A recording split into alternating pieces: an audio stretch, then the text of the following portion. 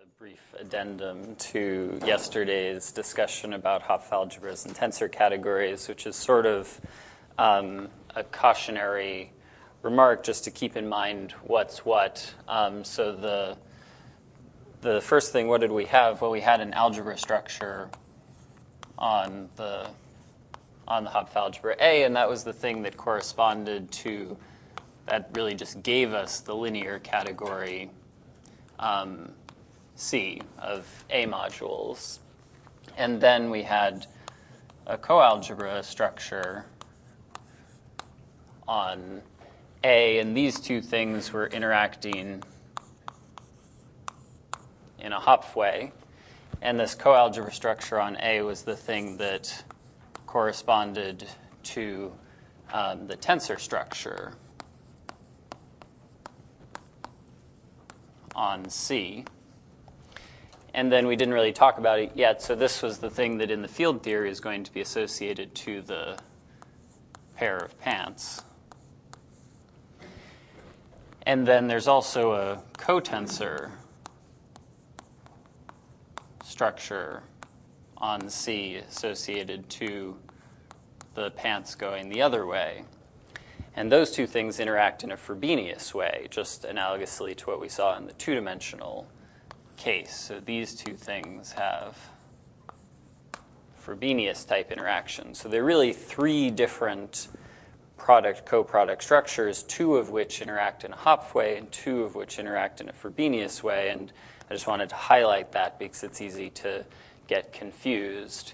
And maybe kind of a clarifying thing is this structure is a map from A mod tensor A mod to A mod, which is induced by some structure on A. And so early in the morning, you might look at this and think, well, I have a map from A mod to A mod tensor A mod. So this cotensor,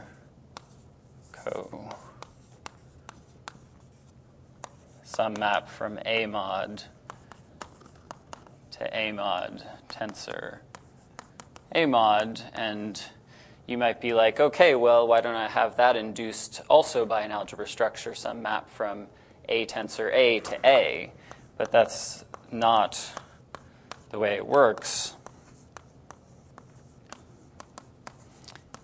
And indeed, it doesn't really make sense, because what would this map need to be like to satisfy, to actually induce a map like this? It would need to be a ring map.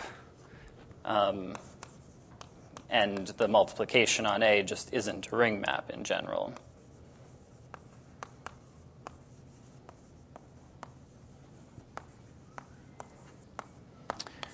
Okay, so that's all I wanted to say about that. So now we can actually get started on, as Raimundo said, talking about braided tensor categories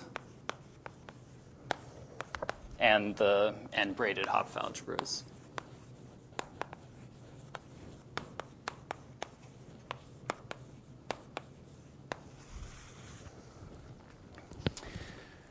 So I'm going to start on the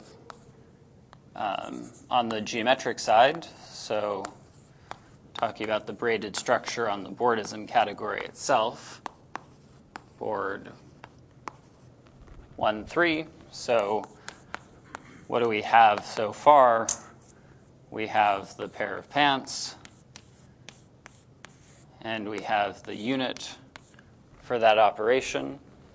And the next thing to do is to study the commutativity properties of this multiplication.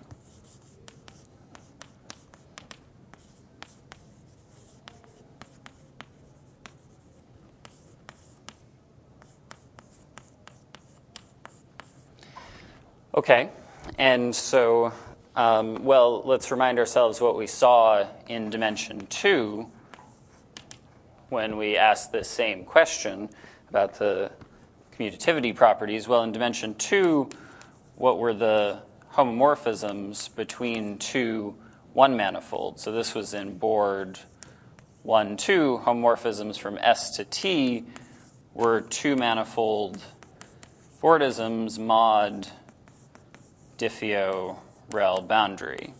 So we're modding out by this equivalence relation. So as a result, if we took two circles and switched their places and then multiplied them, that whole thing is diffeomorphic rel boundary to just multiplying, as I mentioned before. And so that led to a strict, so these two morphisms are actually equal here, which led to strict commutivity of this product.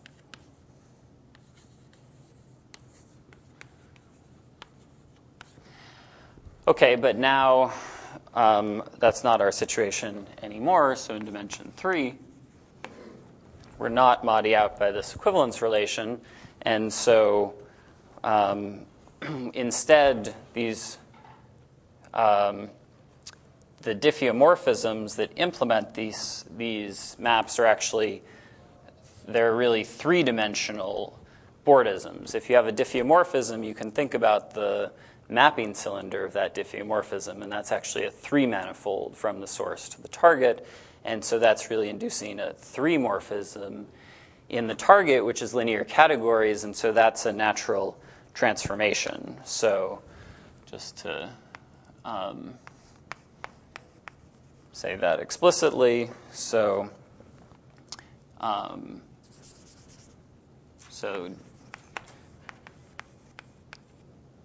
diffeomorphisms of two manifolds. These are two morphisms of board 1, 3. And so when we map board 1, 3 down to linear categories, they map to natural transformations, which are the two morphisms of linear categories. So now, associated to this very same diffeomorphism, we're going to be looking for some natural transformation from this functor to that functor. And so now, let's actually write down this braiding diffeomorphism a bit more carefully. So I'll just redraw this same picture.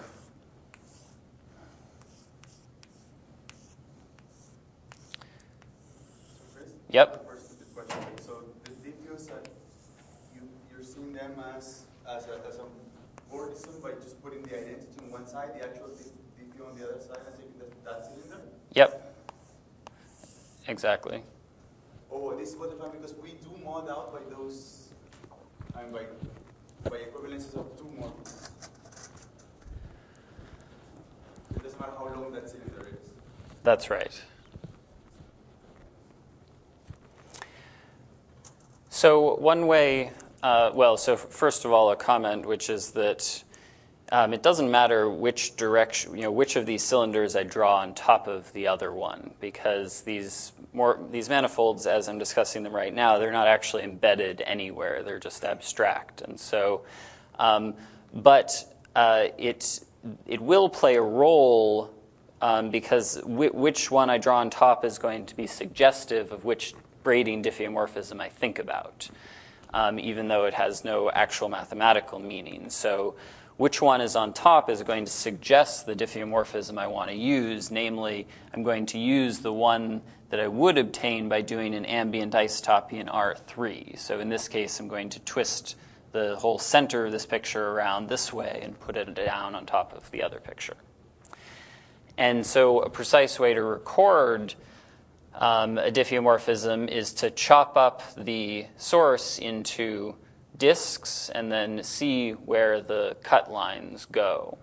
So for instance, I'm going to cut along these boundary curves. So I can cut along this curve, and I can cut along this curve here, and along this curve here, and then I can ask where each of those pictures goes, and hopefully if I'll draw them and then we can talk about them.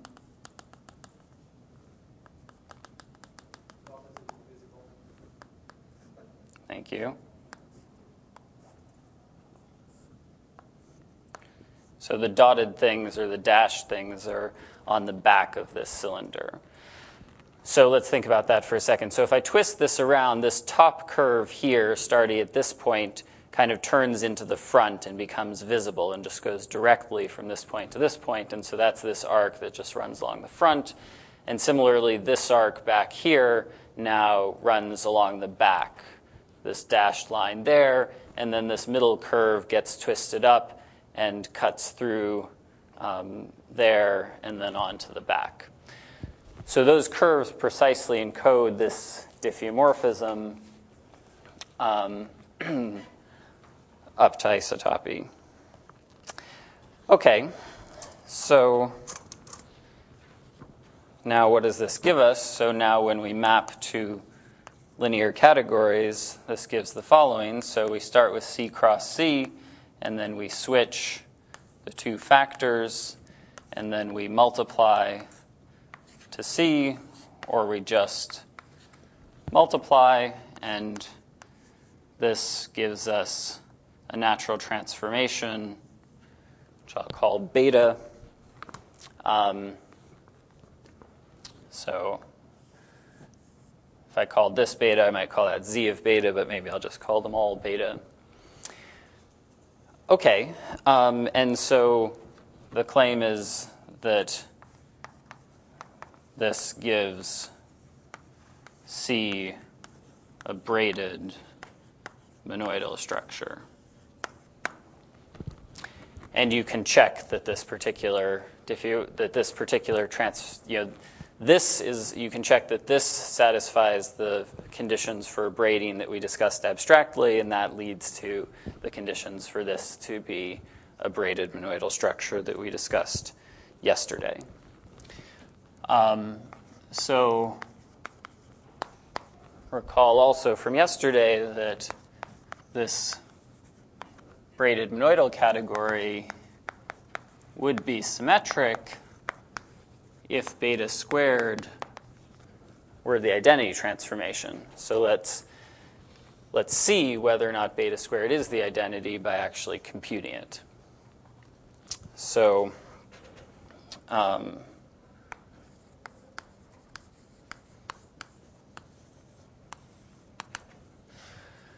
so just to be really clear, what would it mean for beta squared to be the identity? We would do this, we would apply beta twice, as I'll draw in a minute, and then we'd be asking whether the result is isotopic to the identity. Okay, sorry, to be even more specific, as we were just discussing, really the three-manifold here is the cylinder, the mapping cylinder of beta, and so really we're asking whether the mapping cylinder of the composite of two copies of beta is diffeomorphic rel boundary to the mapping cylinder of the identity, but that's true precisely when the composite of the diffeomorphisms is isotopic to the identity. I won't write all that down. So maybe I'll think through that as an exercise if you haven't before. So now let's try to compute beta squared. So I'll try to leave myself a bunch of space.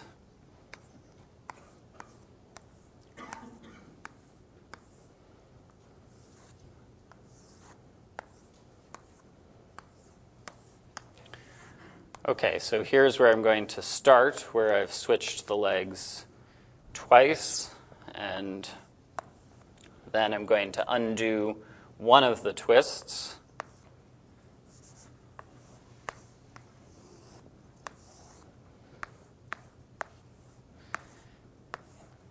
And I'm going to do the same thing of recording these by the red curves, and then I'm going to undo the last twist.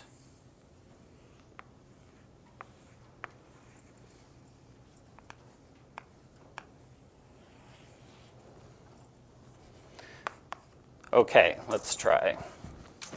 So first of all, I need to have some reference curves, so I'm going to do the same thing where I start with these reference curves that just run all along the boundary here. again, I have 3 curves that divide the surface into 2 disks.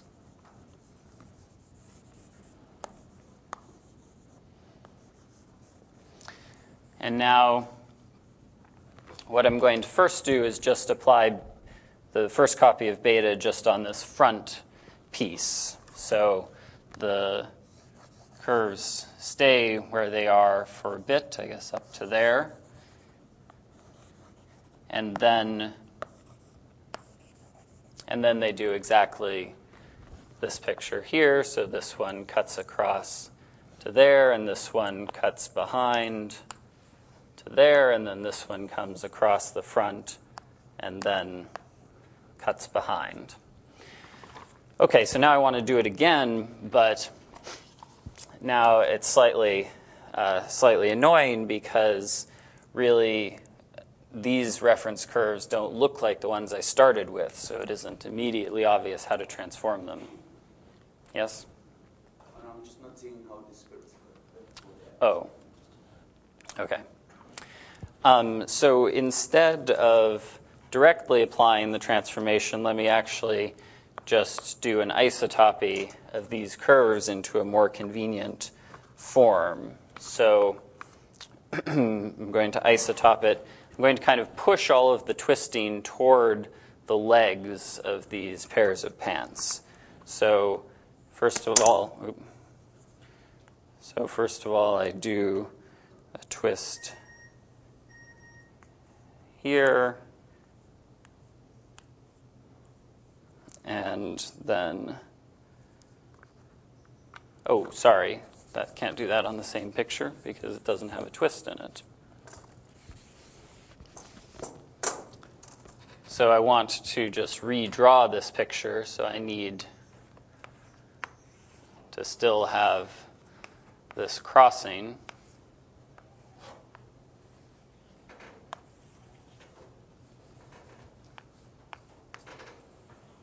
Okay, now let's try that again. So I want to put a little bit of twisting in each leg, so I put a little half twist here, and then I run along the boundary for a while, and then I do a little bit of twist at the end.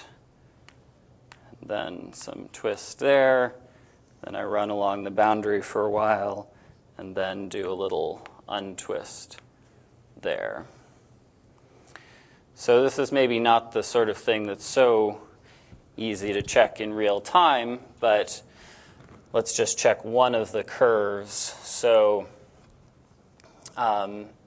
say this curve here, which is sort of visible all the time in this picture up here, let's see where it went to. Well, it's this curve. I kind of twisted it across the front a bit, but then I untwisted it here. So this could easily have just isotoped to be on the front the whole time. So you can at least see that that one curve is isotopic, and I'll leave it to you to check that the others are as well.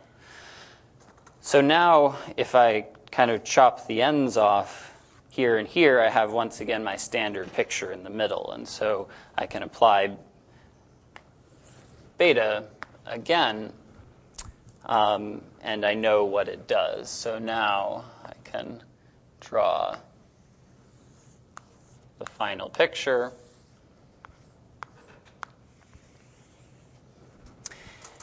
Well, in fact, well,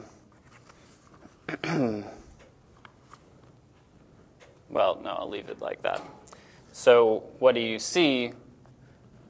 You see something where it wraps around this leg.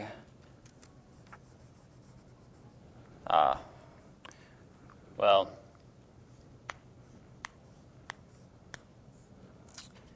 wraps around this leg and then untwists there and goes along the back and then ducks into the front and then around that leg there and then around the back here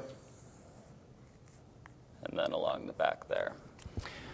Okay, anyway, you get a sense. You can go and do these computations yourself at home. So we now, well, this picture certainly doesn't look trivial, and indeed it's not trivial. So we see that we have some genuinely non-trivial braiding on this fusion category. Yes, Raimundo. Sorry for being so bad, but could you tell me on beta? I mean, I'm willing to give you that beta square might not be trivial, but could you tell me just on beta, how is that the curve, in the solid curve in red, in the bottom, I mean, you have even in the definition of beta. Oh, okay. Right there. So I just want to understand the solid curve in red in the, right. This one, yes. Where is it coming from? Yes. So the way to see is to see, so this is the starting point, so it has to be rail boundary, so it's coming from this top curve here. But I'm thinking that it should come from the bottom of the top of the right-hand side, right? Aren't you just, I'm twisting this way? Yes. I expected that one to be coming from the bottom here on this side. But remember, it's a diffeomorphism rail boundary, so the boundary definitely has to be fixed. So this curve goes from this point to this point, so it had better start and end at the same points on the target. So it's worse than what I thought. So you're twisting this way, but then the boundary you're going to fix. So it's not just exactly, and this is sort of the point of me drawing all these pictures in real time, is that it's worse than people think, because exactly. People tend to think, oh, the braiding is just do this, but it's actually a little more complicated because you really have this switch and you're doing everything rail boundary. And it's that complication that actually leads to things being crazy twisted up in the end. Okay, and just to be really clear, so now this manifold that we started with is actually, well, this is diffeomorphic rail boundary in a canonical way to just the pair of pants itself, because as I said, these crossings don't matter, so there's a canonical way to untwist. This switch is the ambient switch, and the square of that is canonically trivial. So I really have produced a map I've produced a natural transformation from the product to the product itself, beta squared. And so what do we conclude? So we conclude that, well, first of all, sigma squared is not the identity, and in fact, beta squared. And in fact, we've calculated it. I didn't draw the picture especially well to see that we've calculated it, but suppose I move this curve a little closer to the boundary here and let it run along the boundary and back, and suppose I let this curve in back actually head out to the boundary and run along it and back. That's on the back. And I let this curve run quickly to the boundary and then along here and back. So then what do I see? Well, I see in the center, it's just running along the boundary, and then on this edge, I have a full twist in this direction, and here I have a full twist in that direction, and on this leg, I have a full twist in that direction, and on this leg, I have a full twist in that direction. So we've actually computed that beta squared is equal, let me call these legs 1, 2, and 3. So beta squared is equal to theta 1, theta 2, theta 3 inverse, where theta I is the Deign twist, the right-handed Deign twist on the ith leg. Excuse me. Yeah. So beta can also be written in terms of No, it can't, because beta is not a transformation from something to itself, and the Deign twist is always a transformation from a functor to itself. But I thought beta was a mapping classical. It's not, and this is exactly the thing that was going on in Raimundo's mind, is that the braiding is not an element of some mapping class group, and so it's just not generated by twists. Okay, so this was all something going on in the boardism category, and so now we can ask, we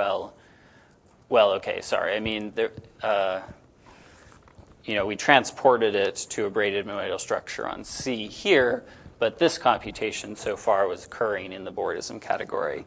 And we'll return to this relation, but probably not till this afternoon. So we're still allowed to kill it on C, right? So we could have an honest symmetric category on the image of this on the TFT. Well, I mean, it might happen to be symmetric, but might not be. Okay, so now let's switch gears, and as we did before, ask what kind of algebraic structure on the Hopf algebra would we need to get this braided structure that we're seeing on the fusion category. So now we can talk about braided structures on Hopf algebras. So just to remind you what we saw yesterday, if A was some Hopf algebra, then we saw that A mod, of course, was a tensor category.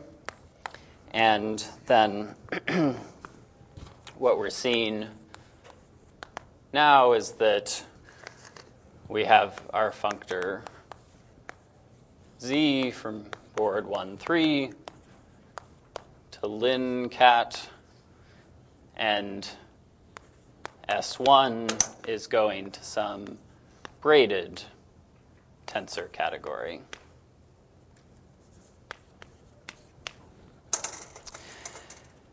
Okay, so what do we need to produce a braiding on A mod? Well, so if we take A mod tensor A mod and we just switch the two factors,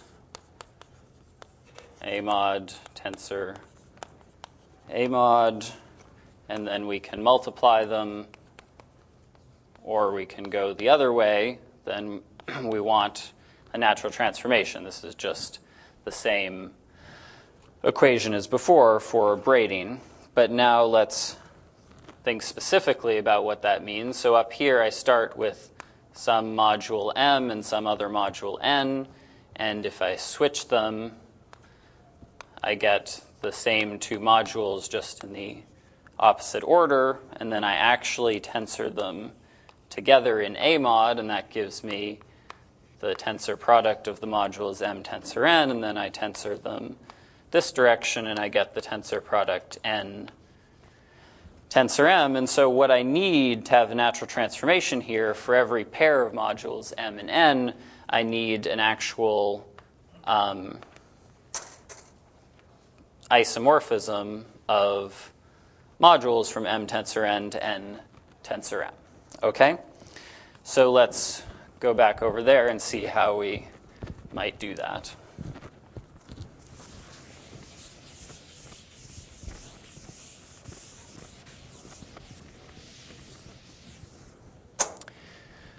So here's kind of the most naive thought. So let's say thought one is, well, we're trying to construct a map from M tensor N to N tensor M. So let's send little m tensor little n to little n tensor little m. Seems like the natural thing to do.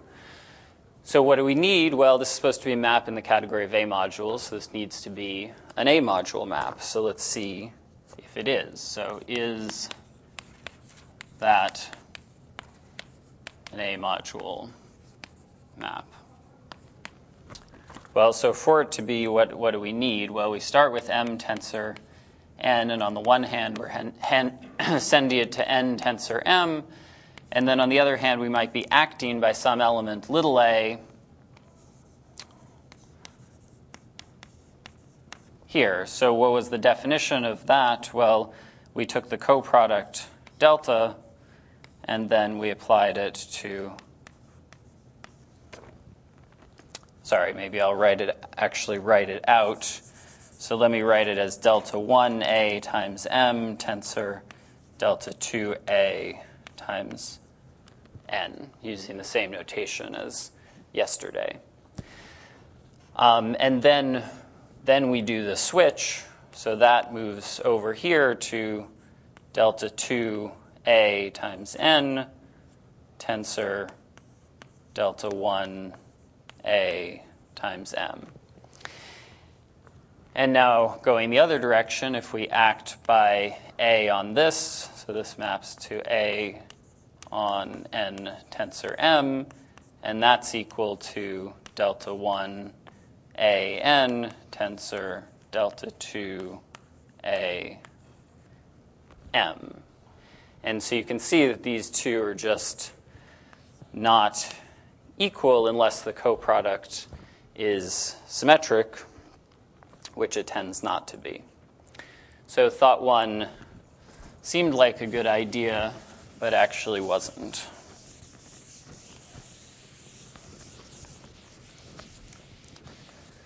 So now, well, we need to do something different, and there are not so many things you can do, and the next easiest thing is you can try to do this, except correct it by some factor, by multiplying by something in the algebra, or more specifically in the algebra tensor itself.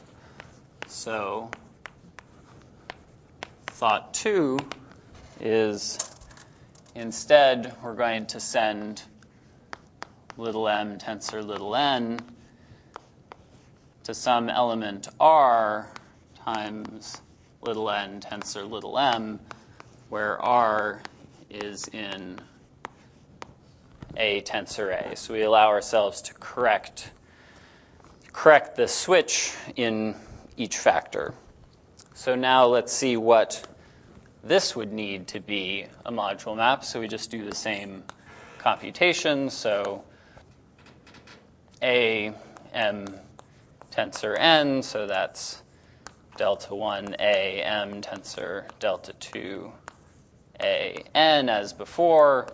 And now we move it over here, and we get R times, maybe, do I want to leave it?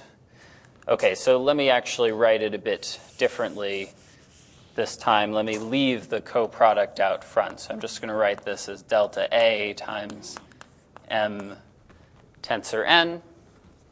And then moving over here, I have R, and then I need to switch everything here.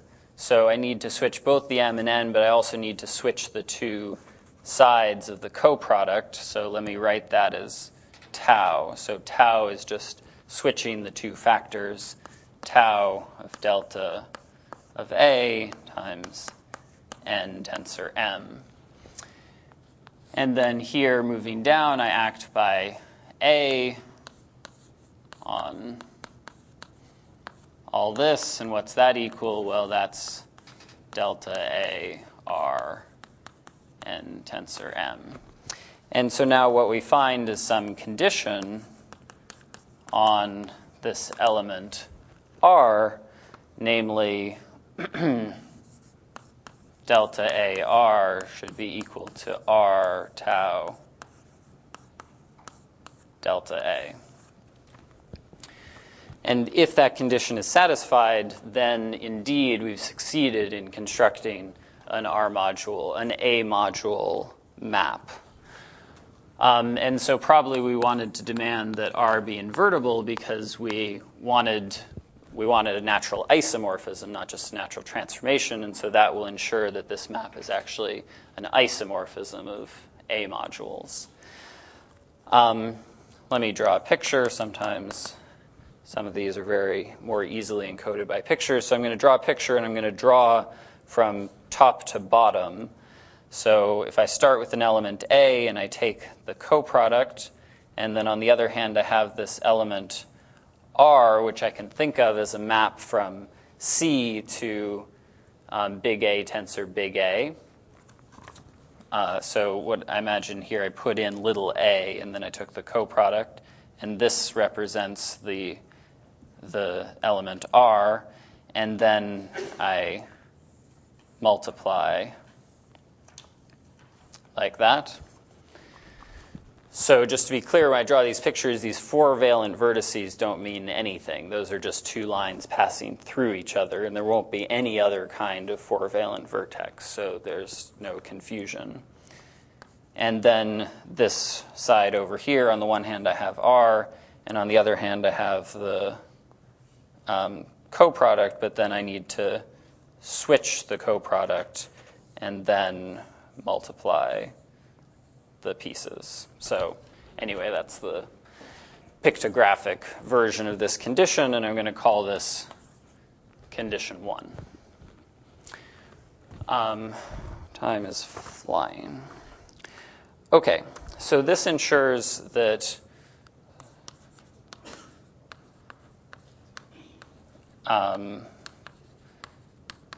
well, I guess I didn't name it, but let me call it beta again, is a natural isomorphism. So we've constructed a natural isomorphism like this, but we haven't checked that it's a braiding. We haven't checked that it actually satisfies the conditions that make such a natural isomorphism into a braiding. So let's think about that.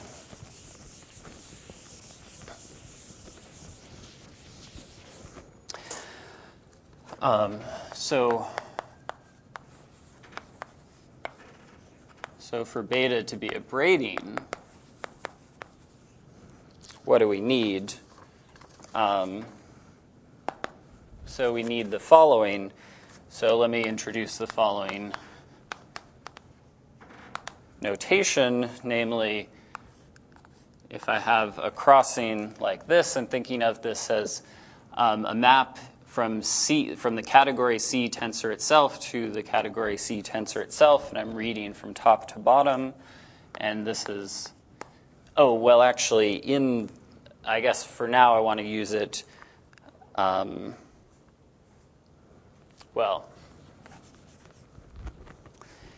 yeah. Yeah. So then what's the condition?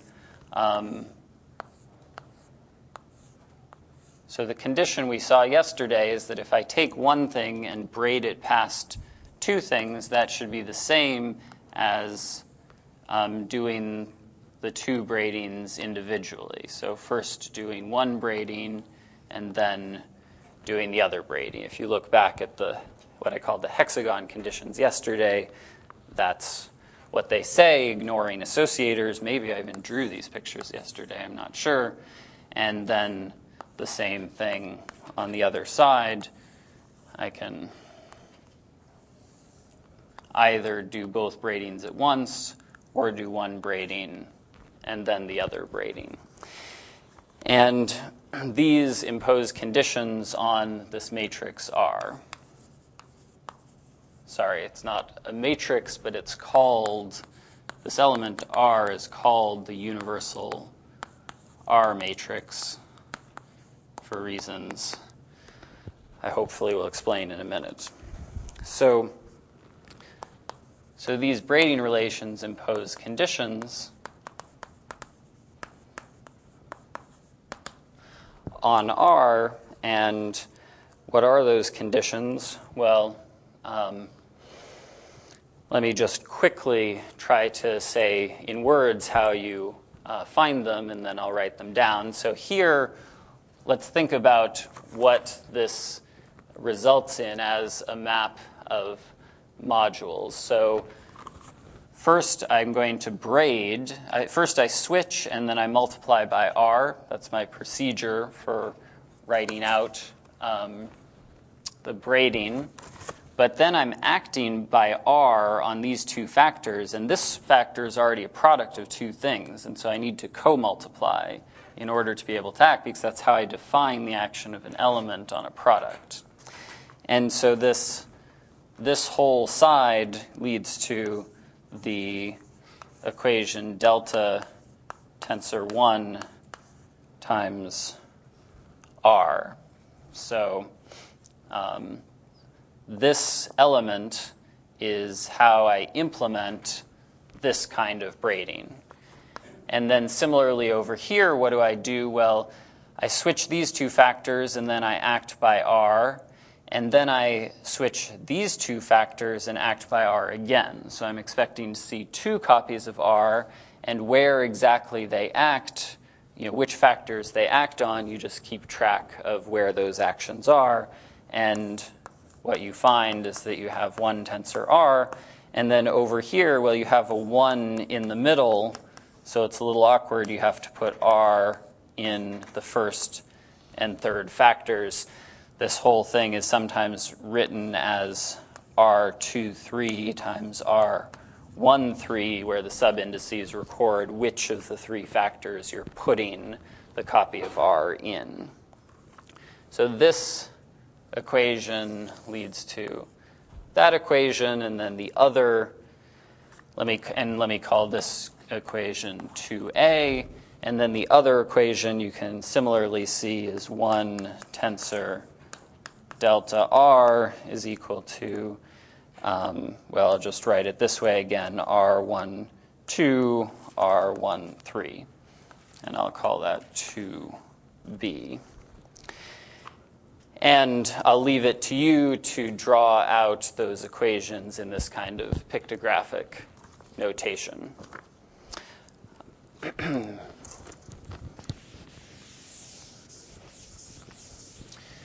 So by the way we thought it through, these conditions are exactly what you need for a Hopf algebra equipped with this universal R matrix to lead to a braided category. So let me just write that down. So Hopf algebra A is braided, which is actually more often written in the literature as quasi-triangular. So it's also known as quasi-triangular. Given an invertible matrix, given an invertible element R in A tensor A, satisfying 1 and 2 over there. And the summary of what we've seen is that if A is braided Hopf, then A mod is a braided tensor category, as we want it.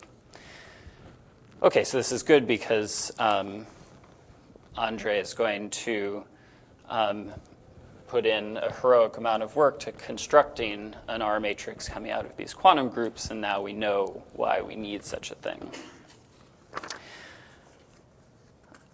Okay, now an unfortunate disclaimer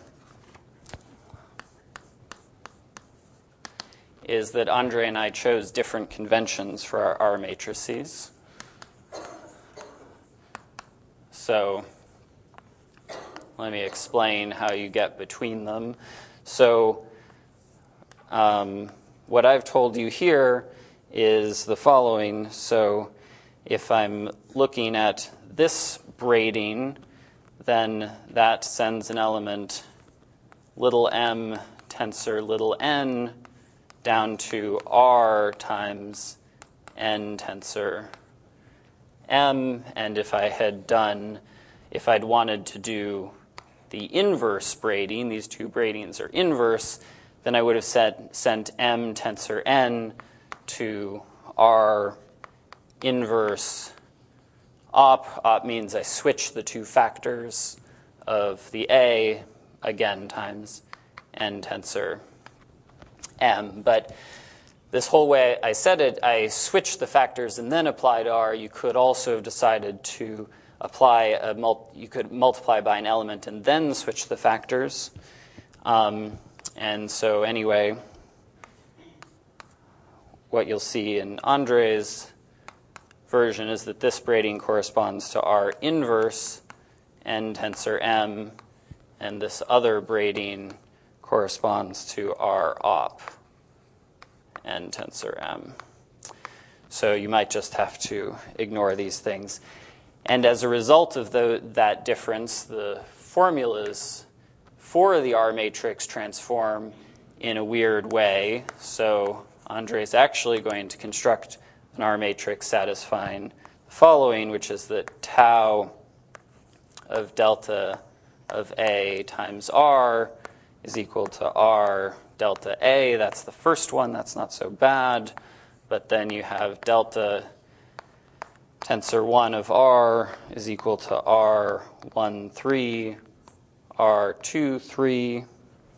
And then the very last one is that 1 tensor delta of R is equal to R1, 3, R1, 2. So anyway, it's a little detailed, but the formulas switch around in certain ways. Okay. And a bonus for you is that Reshetikin actually chooses yet a different convention from the one either of us picked. You see, there are 4 different gadgets here, and you can really call any of them R. And Reshetikin chose yet a different one than each of ours. And thus his formulas for the R matrix are once again different. Okay, so the next thing I want to talk about is the Braid relations and the quantum Yang-Baxter equation. So we've been using this word braiding this whole time, so it might be nice to justify why these things are called braidings and braid relations and such. And so the claim is the following. For a braided category, the claim is that the hexagon relation, so these two things here, these were the hexagon relations, drawn pictorially, but I'm thinking of them in the braided category, those hexagon relations.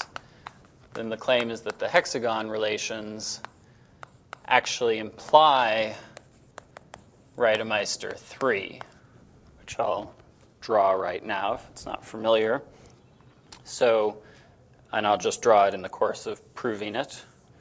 So if I take a strand, so if I take 3 strands, I can braid them together in this way. And again, what I'm thinking here is I have 3 copies of my braided category C. I have C. And then I'm applying the braiding operation in these different orders to these different factors. And now the first thing, so the hexagon relation tells me that instead of doing this one braiding and this one braiding, I could have done those both at the same time. So I can bring those close together and braid those 2 down here, and then there's this extra braiding right in there. So that's the hex. And now I can use, so the braiding was a natural transformation by construction. And that means that other maps pass through it other maps commute with it. And so this little braiding here can pass through this big braiding by the naturality of the braiding. So that means that this is equal to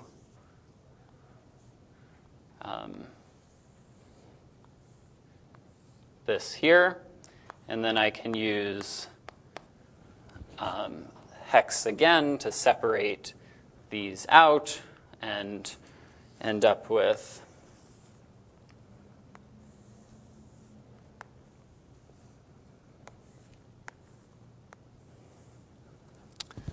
this here. And so what I've done altogether is I've taken this middle strand and passed it through the middle of this middle crossing, and the equivalence of these two pictures is the Reidemeister 3 move. Okay.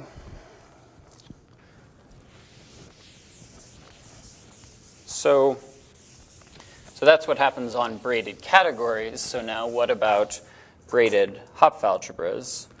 So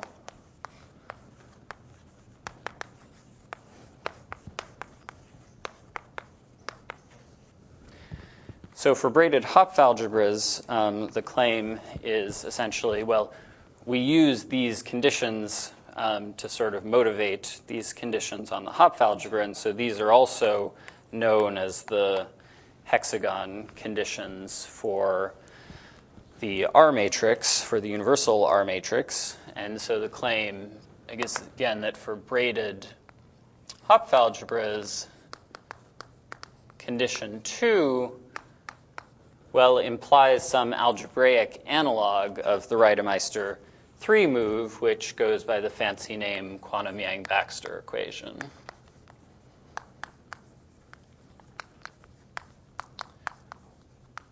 So what is the quantum Yang-Baxter equation? Well, basically, you just do the same thing we did for those hex moves, and you translate this braid into a multiplication of a bunch of R matrices and do the same thing for this braid. So what does that look like?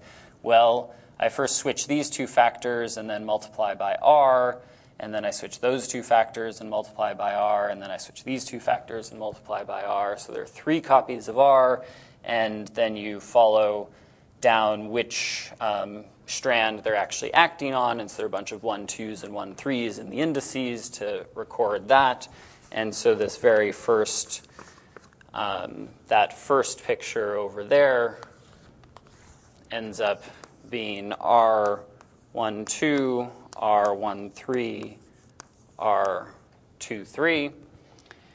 And then you want to do it for the other side. And, and so let me draw a picture of this one. So in that pictographic notation from the second board in the bottom over there, it's convenient. So I have three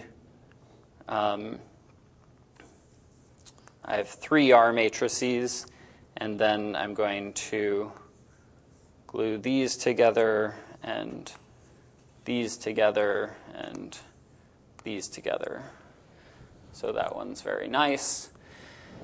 And then I do the same translation here, and I find that that is supposed to be equal to the following.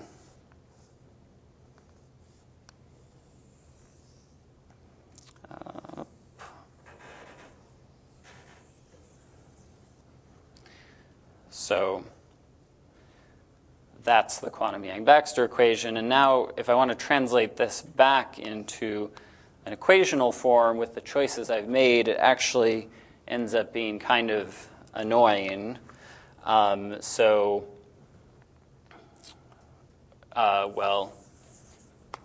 do it just for completeness. So I can no longer write it in this particular notation. What I need to do is I need to distinguish the 3 R matrices. So I'm going to denote one of them big R, one of them little r, and one of them curly r, and then I'm going to denote the first and second factors of each of them by 1 and 2. Let me do it with superscripts 1 and 2, and so then what I end up with is R1, curly R1, tensor, little r1, curly R2, tensor, little r2, big R2. So anyway, that's the quantum Yang-Baxter equation. And so then, well, incidentally, so now you just observe that by construction, the quantum Yang-Baxter equation for a Hopf algebra, well, for a braided Hopf algebra A implies Reidemeister 3 for A mod. But in fact, that was redundant because we saw that Reidemeister 3 is just a formal consequence of the braided category. So we didn't really need to know that, but it's especially clarifying because the literature goes on and on about the quantum Yang-Baxter equation. Yeah? I'm very confused with these 3 R's. Yeah. That's because it's very confusing. Can you try to Yeah. increase the confusion? So, okay, so R is the sum over some number I of R1I tensor R2I, where Rij is just some element of A. So that's just to literally explain the notation. And then the different scripts are just to keep track of which elements go together. So implicitly, there's a triple sum over ijk over these ijk. So if I put those ijk, so it would be I here, and j, k, k, and then a sum over ijk. And now that's actually something in the triple product of the algebra.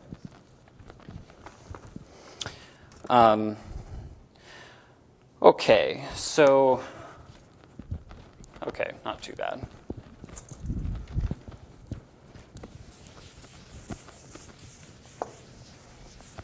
So just a quick comment on this term R matrix, which I think is clarifying. So given a braided Hopf algebra A, which means it comes equipped with this thing R, and an A module M, then what do we have? We have the following.